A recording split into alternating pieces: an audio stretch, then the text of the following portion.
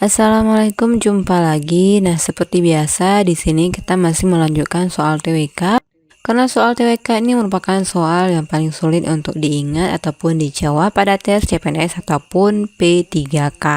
Nah, biasanya contoh-contoh soal seperti ini sering keluar pada tes CPNS nantinya. Oke, langsung saja kita bacakan soalnya. Nah, untuk soal yang pertama, sistem pemerintahan negara berdasarkan Undang-Undang 1945 mengacu pada 7 kunci pokok.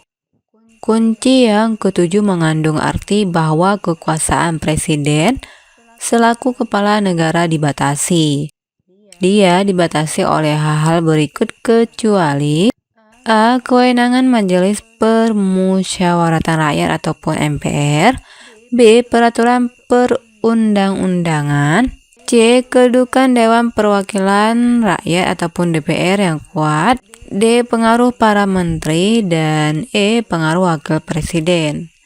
Nah, di sini sebelum kita jawab soalnya, terlebih dahulu ya kita pahami isi soalnya. Nah, jadi di sini yang ditanyakan adalah sistem pemerintahan negara menurut undang-undang yang mengacu pada 7 kunci pokok. Nah, di sini yang ditanyakannya adalah kunci yang ketujuh ya. Yang ketujuh ini jangan salah dipahami. Jadi artinya mengandung kekuasaan presiden selaku kepala negara yang dibatasi. Nah, ini sekali lagi kita ulang. Kunci yang ketujuh di mana mengandung arti kekuasaan presiden yang dibatasi.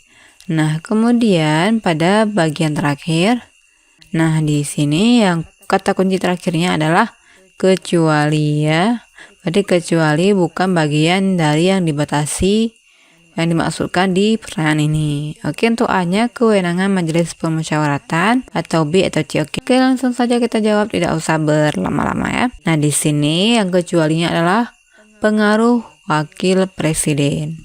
Artinya dari A sampai D ini adalah bagian yang dibatasi dan yang kecualinya adalah yang E. Oke, kita lanjut pertanyaan nomor 2. Pada periode awal kemerdekaan Indonesia sebelum MPR, DPR, dan DPA dibentuk, segala kekuasaan lembaga-lembaga tersebut dijalankan oleh A. Presiden dan Menteri Presiden, B. Presiden dan Wakil Presiden, C. Presiden, Menteri, dan BPK, D. Presiden Sekretaris Negara, E. Presiden dengan bantuan Komite Nasional.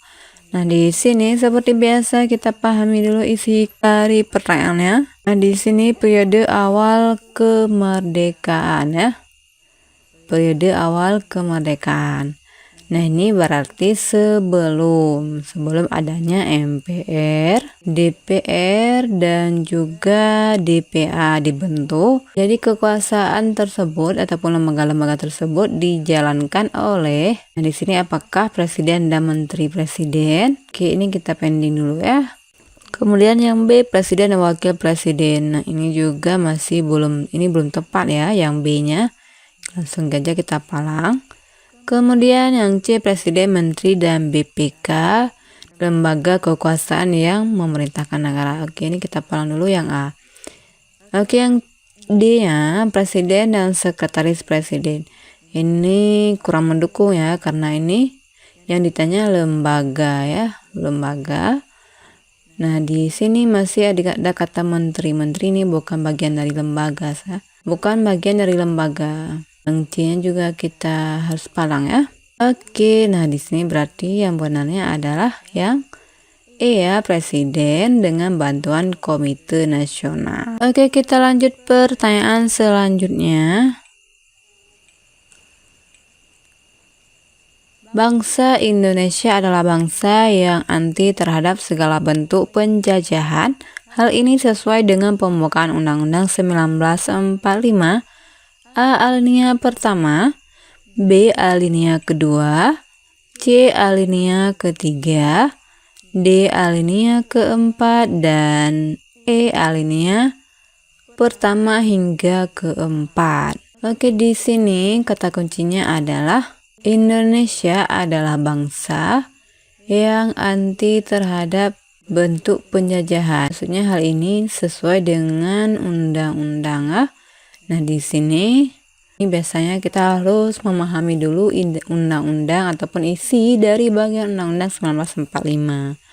Artinya mau tidak mau kita sepertinya harus menghafal. Biasanya soal-soal seperti ini sering muncul pada tes CPNS, terutama untuk Undang-Undang Dasar 1945.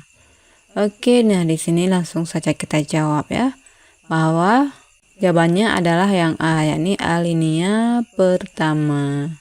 Nah, di sini sudah terjawab ya, pembukaan undang-undang tentunya pada alinea pertama. Oke, sampai 3 pertanyaan, semoga dapat dipahami dan seperti biasa doa saya semoga lulus, amin. Oh ya, sebelumnya saya minta tolongnya untuk subscribe, like, dan juga komen. Dan terima kasih banyak telah menonton sampai akhir. Assalamualaikum warahmatullahi wabarakatuh.